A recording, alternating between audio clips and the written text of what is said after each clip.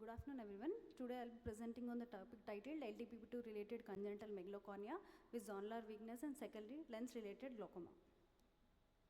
So the objectives of this study are to understand the distinct ocular phenotype and to understand the phenotypic genetic correlation of the Ltbp2 mutations and to emphasize on the role of early and appropriate management of children with these mutations. So the inclusion criteria are megalocornea without striae, iridonosis, and with subluxation or dislocation of the crystalline lens, along with whitish appearance of the pupillary margin or ectropia and uvea. Exclusion criteria are classic primary congenital glaucoma with striae, other systemic syndromes associated with ectopia lentis, secondary glaucoma due to posterior segment pathology, congenital megalocornea, and keratoglobus. This cohort included a total of 18 children born from 14 consanguineous families with age group range from 4 months to 12 years and majority of them were male. Children underwent detailed anterior segment examination, measurement of intraocular pressure along with optic disc and peripheral retinal evaluation.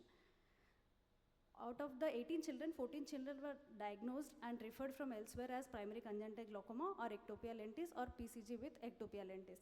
And out of them, 4 eyes underwent pars plana lensectomy and vitrectomy, and 2 eyes underwent combined trabeculotomy and trabeculectomy. So this is the most important slide of the presentation, where you can see the typical phenotypic features of megalocornea, gross iridonosis, and ectopia lentis in all eyes. And persistent pupillary membrane was present in most of the eyes. The other eyes had ectropia and uvea or combination of persistent pupillary membrane or ectropia and uvea. And almost 50% of them had coexisting retinal pathologies. When we are doing vitrectomy, we have noticed that they have either peripheral lattice or peripheral pigmentary changes without lattice. Of the 4 eyes which underwent pars plana lensectomy and vitrectomy elsewhere, 1 eye developed retinal detachment. And out of the 2 eyes which underwent combined trabeculotomy and trabeculectomy elsewhere, 1 eye developed suprachoroidal hemorrhage and other eye developed retinal detachment. So it is important to treat these peripheral retinal degenerations while doing lensectomy and vitrectomy to prevent retinal detachment. Secondary glaucoma is present in almost 70% of the eyes and majority of them on topical anti-glaucoma medications.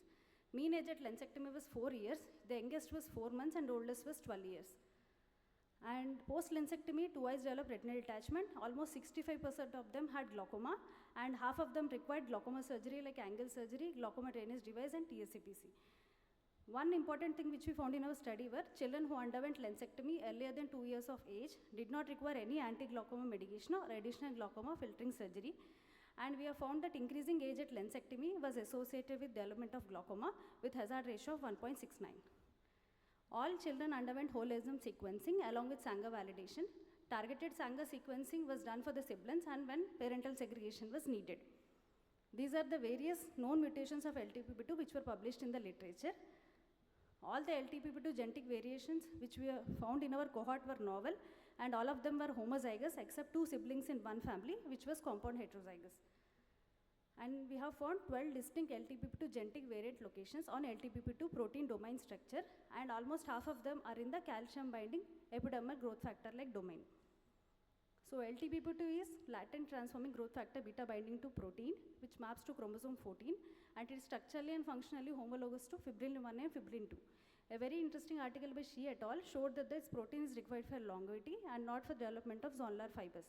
In the picture A and B, they have compared the development of ectopia lentis in wild type Ltbp2 where Ltbp2 gene was present and the Ltbp2 null mice where the Ltbp2 gene was absent.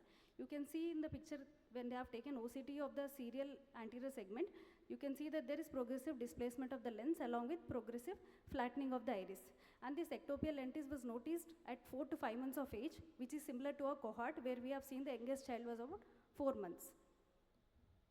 To summarize, this genetically proven series of Ltbp2 shows that it has a distinct ocular phenotype of megalocornea without striae, iridonosis, ectopia lentis, pupillary margin changes like persistent pupillary membrane or ectropia and uvea, secondary glaucoma and peripheral retinal degeneration.